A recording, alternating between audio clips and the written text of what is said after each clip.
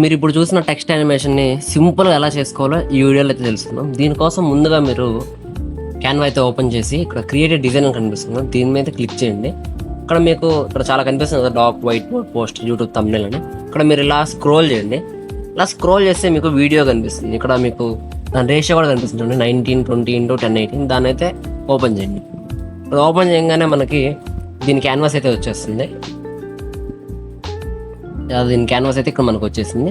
ఇప్పుడు మీరు ఏం చేస్తారు అంటే ఇక్కడ ఫస్ట్ ఆఫ్ ఆల్ టెక్స్ట్ అయితే తీసుకొని యాడ్ ఏ హెడ్డింగ్ మీద అయితే క్లిక్ చేయండి.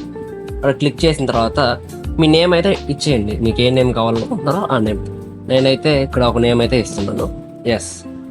ఇక్కడ ఒక నేమ్ అయితే ఇచ్చేస్తాను. ఇప్పుడు దీని నేమ్ మీద క్లిక్ చేసి ఇక్కడ మనం ఫాంట్ అయితే చేంజ్ చేసుకోవాలి. మనకి ఎలా ఉండాలంటే ఇక్కడ ఫాంట్ బోల్డ్లో అయితే ఉండాలి, ఓకేనా? ఇలా మనం ఇక్కడ బోల్డ్ ఫాంట్ ఇచ్చినట్లయితే మనం చేయాలనుకున్న యానిమేషన్ చాలా నీట్గా అయితే ఉంటుంది. కాబట్టి నేను ఇక్కడ అచ్చేవో బ్లాక్ ఉంది కదా, ఈ ఫాంట్ అయితే ఇచ్చేస్తున్నాను. ఇది బాగానే ఉంది. అండ్ దీన్ని మనం సైజ్ అయితే ఇంక్రీజ్ చేస్తున్నాం. అండ్ దీన్ని సెంటర్కి అయితే అలైన్ చేసేసుకుందాం. సెంటర్కి అయితే అలైన్ చేస్తుంది.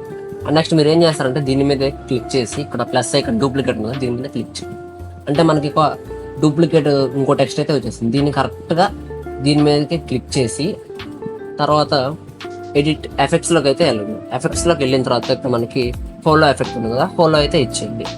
ఓకేనా?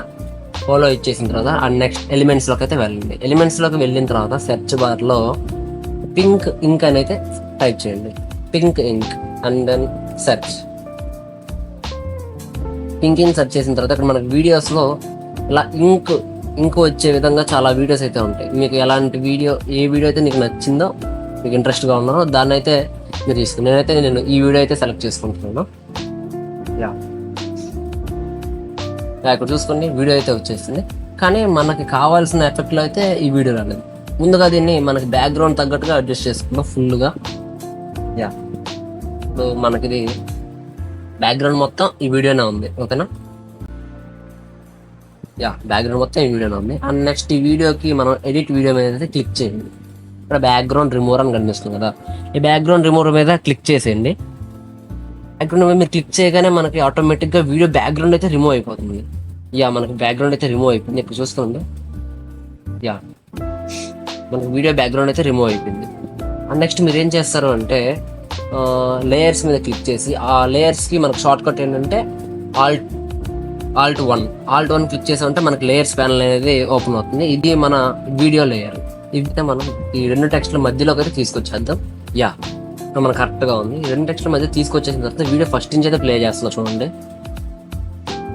చూడండి, మనకు కావాల్సిన ఎఫెక్ట్ అయితే వచ్చేసింది. చూసారా అలా అంత సింపుల్గా ఉందో? నెక్స్ట్ ఇక్కడ షేర్ మీద క్లిక్ చేసి ఇక్కడ డౌన్లోడ్ క్లిక్ చేసామంటే మనం వీడియోని అయితే డౌన్లోడ్ చేసుకోవచ్చు. మనం వీడియోని అయితే ఇక్కడ డౌన్లోడ్ చేసుకోవచ్చు, ఓకేనా? వీడియో నచ్చినట్లయితే లైక్ చేయండి, షేర్ చేయండి, సబ్స్క్రైబ్ చేసుకోండి.